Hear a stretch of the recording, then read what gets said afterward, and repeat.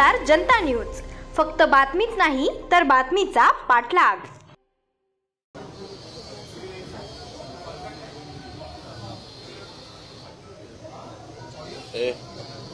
बाहेर जाऊन सांगा कोणाला तरी प्रेस चालू आहे म्हणून।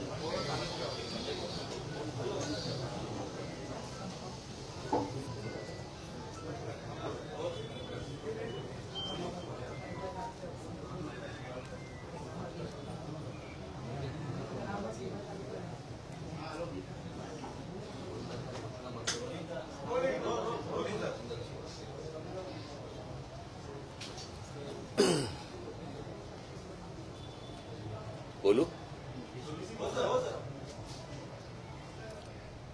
काल महाराष्ट्र सरकारने हिंदी सक्तीचे दोन्ही GR रद्द केले किंवा रद्द करायला त्यांना भाग पाडलं आणि त्यासाठी म्हणून मी तमाम महाराष्ट्रातल्या मराठी जनतेचं अभिनंदन करीन।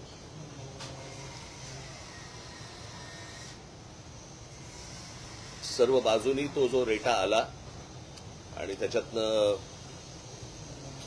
आज सरकारला खरं तर काही गरज नसताना हा खरं तर विषय आला होता, परंतु तो विषय रद्द झाला, ज्याबद्दल मी महाराष्ट्रातल्या अनेक मराठी जनांचे तर आभार मानीनच, पण त्याचबरोबर मी अनेक साहित्यिक, त्याचबरोबर काही मोजके कलावंत, त्याचबरोबर मराठी वर्तमानपत्राचे आणि मराठी टेलिव्हिजन चॅनलच्या सर्व पत्रकार आणि संपादकांचे मी आभार मानतो। हा विषय जेव्हा निघाला त्यावेळेला हा काही विषय क्रेडिटचा नाहीये, पण हा विषय ज्यावेळेला निघाला सरकारकडनं त्यावेळेला सर्वप्रथम आम्ही त्याला विरोध केला। त्याचं पत्रही आम्ही तुम्हाला मागच्या वेळेला तिन्ही पत्र मी तुम्हाला वाचून दाखवली होती आणि ती पत्र ज्यावेळेला गेली आणि वातावरण जसं जसं तापायला लागलं, त्याचबरोबर महाराष्ट्रामधले इतरही सगळे राजकीय पक्ष त्याच्यामध्ये उद्धव ठाकरेंची शिवसेना असेल, राष्ट्रवादी काँग्रेस असेल, शरद पवार साहेबांची इतर राजकीय पक्ष जे महाराष्ट्रामधले आहेत, संघटना आहेत, यांनी देखील त्याला पाठिंबा दिला। आम्ही 5 तारीख मोर्चाची जाहीर केली होती, खरं तर 6 केली होती, मग ती 5 केली कारण 6 तारखेला आषाढी एकादशी असल्यामुळे। आणि हा जर मोर्चा निघाला असता तर मला असं वाटतं न भूतो असा मोर्चा हा निघाला असता। जे साधारणपणे 70-75 वर्षाचे जी लोक आहेत त्यांना कदाचित संयुक्त महाराष्ट्राचा काळ आठवला असता आणि तसंच त्याच प्रकारचं वातावरण एक महाराष्ट्रामध्ये निर्माण झालं आणि मराठी ताकद काय आहे हे देखील राज्यकर्त्यांना कळलं, मराठी माणूस एकवटला की काय होतं हेही देखील कळलं। त्याच्यामुळे परत असलेल्या भानगडीमध्ये सरकार जाणार नाही अशी मी आशा अपेक्षा बाळगतो।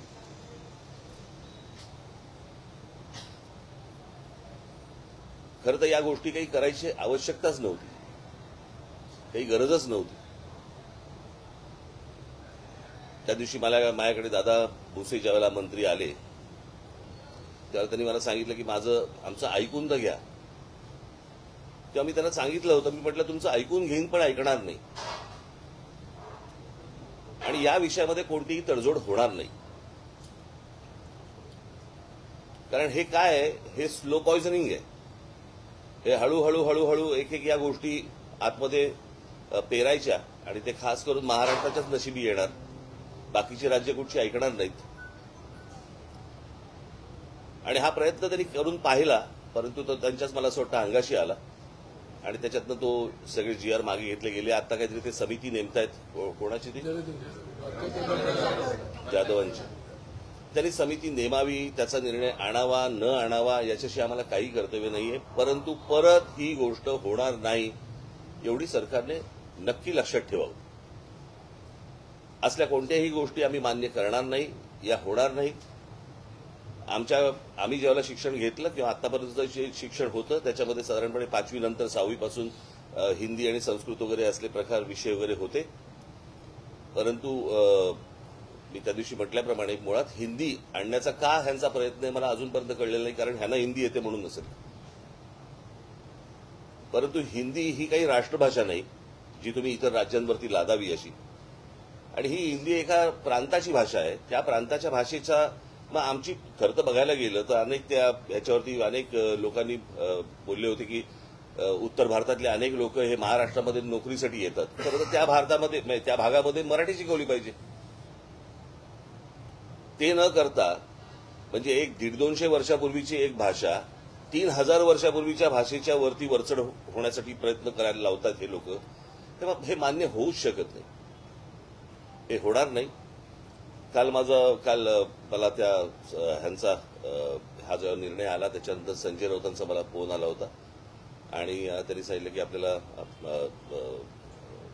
काय करायचं पुढे. म्हटलं आपल्याला मोर्चा तर रद्द करायला लागेल आता. तर त्यांनी म्हणाले की आपण एक विजयी मेळावा आपण घ्यायला पाहिजे. म्हटलं घेऊया. म्हणाले मग 5 तारखेला आपण जाहीर केलं तर 5 तारखेला घेऊया का. म्हटलं 5 तारखेला घेता येईल. म्हटलं आत्ता काही ठिकाण बिकाण जाहीर करू नका. म्हटलं मी माझ्या लोकांशी पहिल्यांदा बोलीन, चर्चा करीन आणि चर्चा केल्यानंतर म्हटलं मग आपण एकत्र मिळून ठरवू आणि मग त्याच्यानंतर बघू आपण 5 तारखेला काय करायचं ते. तर त्याप्रमाणे 5 तारखेला तर अजून काही ठिकाण वगैरे ठरलेलं नाही. मी माझ्या सहकाऱ्यांशी बोलीन, मग त्यांच्याशी बोलणं होईल, माझे सहकारी त्यांच्याशी बोलतील आणि मग त्याच्यातनं 5 तारखेचा मेळावा होईल. तो मेळावा जरी झाला तरी त्याला काही पक्षीय त्याला लेबल लावण्यात काही अर्थ नाहीये. कारण हा खरा तर विजय हा मराठी माणसाचा विजय आहे आणि त्या दृष्टिकोनातूनच या मेळाव्याकडे पाहिलं पाहिजे आणि तुम्ही देखील बघितलं पाहिजे. अर्थातच मला आनंद आहे या गोष्टीचा की ज्या प्रकारे वर्तमानपत्र आणि टेलिव्हिजन चॅनल तुम्ही पत्रकारांनी आणि अनेक संपादकांनी ज्या प्रकारे हा विषय लावून धरला, मी खास करून तुमचं सर्वांचं मी अभिनंदन करीन.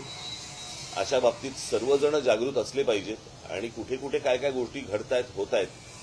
मला असं वाटतं हे महाराष्ट्राला तुमच्या चॅनलच्या वतीने वर्तमानपत्राच्या वतीने कुठे कुठे हे काय गोष्टी मुरतायत हे तुम्ही सांगितलं पाहिजे. ज्या वेळेला हा 5चा कुठे करणार आहोत त्याचा निर्णय होईल त्यावेळेला तुम्हाला सांगण्यात येईल.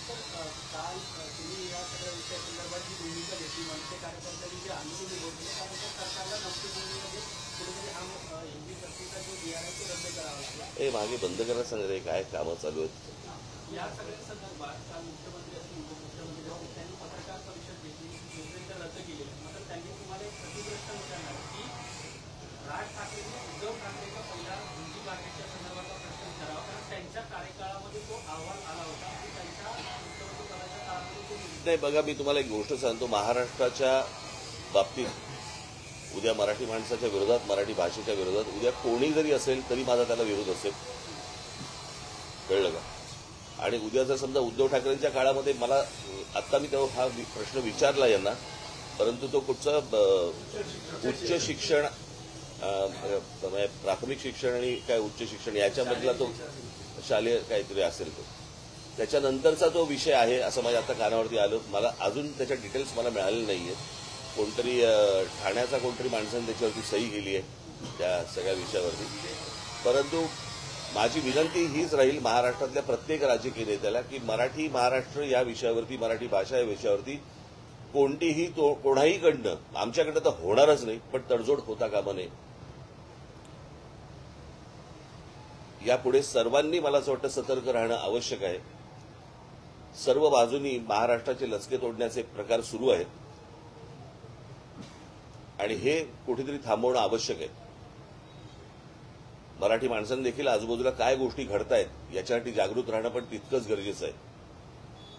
आणि मला असं वाटतं 5 तारखेचा मेळावा ज्यावेळेला होईल त्यावेळेला 5 तारखेच्या मेळाव्यामध्ये मी बाकीच्या सगळ्या सविस्तर गोष्टी मी बोलीन. प्रश्न असा होता की काल काही ठिकाणी जिल्ह्याची होळी झाली, आंदोलन झालं, त्यावेळी दोन्ही पक्षाचे कार्यकर्ते त्यामध्ये सहभागी झालेलं चित्र पाहायला मिळालं. जिथे हिंदी सक्तीचा जी आर रद्द झाला तर त्यावरून चर्चा सुरू होती की दोन्ही ठाकरे बंधू एकत्र येऊ नये, त्या अनुषंगाने ताकद नव्याने उभी राहू नये किंवा दिसू नये म्हणून हा सरकारने नाही, पण तातडीचा निर्णय घेतला. प्रश्न असा आहे ना, मी परत तुम्हाला तेच सांगतो ना, तुम्ही त्या मोर्चालाही पक्षीय लेबल लावू नका आणि उद्या विजयी मेळावा झाला तरी त्याला पक्षीय लेबल लावू नका.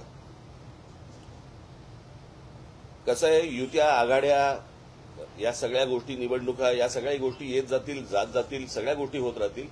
मराठी भाषा संपली, परत नाही येणार. कळलं का? कारण भाषा ही संस्कृती टिकवत असते. उद्या तीच जर मुळाशी गेली ना, तर या युत्या आघाड्यांना काय अर्थ आहे?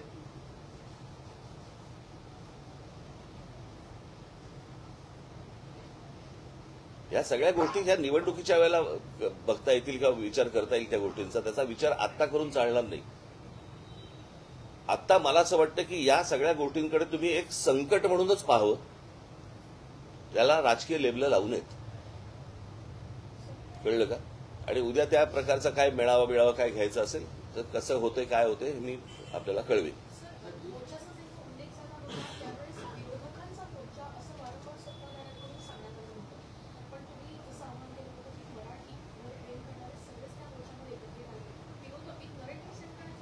नाही, या शब्दाला पण काही अर्थ नाही आता. हे नरेटिव्ह. कळलं का? सरकार करतं तो नरेटिव्ह. मी पहिल्यांदा जाहीर केलं होतं ना ही गोष्ट, की त्याचा पक्षाशी कुठचा संबंध लावू नका. कोणताही झेंडा नसेल, मराठी हा अजेंडा असेल, हे मी सांगितलं होतं ना माझ्या इंटरव्ह्यूमध्ये, त्या पत्रकार परिषदेमध्ये. त्याच्यात काय आता नरेटिव्ह आम्ही सेट करायचा का त्यांनी? राज्य सरकारमधल्या देखील अनेक मंत्री, आमदारांनी देखील या गोष्टीला विरोध केला. मला असं वाटतं अजित पवारांनी देखील या गोष्टीला विरोध केला. ही गोष्ट आपण लक्षात घेतली पाहिजे ना.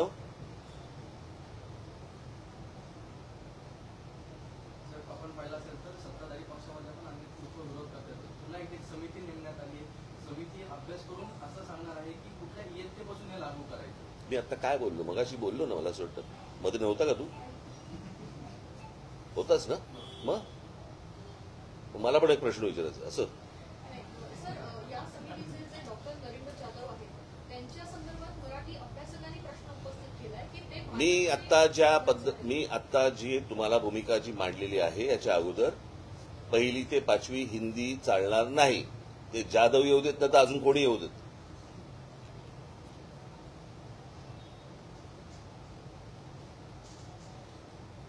कळलं का? महाराष्ट्रामध्ये ज्या प्रकारचा मराठी माणसांनी विरोध केलेला आहे या गोष्टीला, याची जाणीव मला असं वाटतं जाधवांना असावी.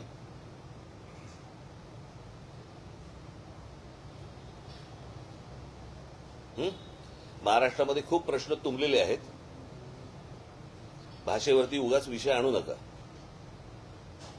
आणि माझी जे विरोधक बसलेले आहेत विधान भवनामध्ये, विधानसभेमध्ये, तिकडे जे आमदार बसलेले आहेत, त्यांनी मला असं वाटतं आता जे अधिवेशन सुरू आहे त्याच्यामध्ये मूलभूत प्रश्न जे आहेत महाराष्ट्रामधले त्याच्यावरती चर्चा करावी. या विषयावरती चर्चा करून वेळ वाया घालू नये. आता GR रद्द झालेला आहे. आता जे इतर विषय जे आहेत त्याच्याबद्दल बोलावं. शिक्षणामध्ये अनेक त्रुटी आहेत. कळलं का? शाळा नाही आहेत, तुमच्या शिक्षकांना पगार नाही आहेत, एकेका शिक्षकावरती ओझं टाकताय तुम्ही वेगवेगळ्या विषयांचं, त्याच्यामध्ये इतर कामही त्यांना दिली जात आहेत. इतके जे विषय आहेत त्या विषयांवरती हात घालावा. ठीक आहे?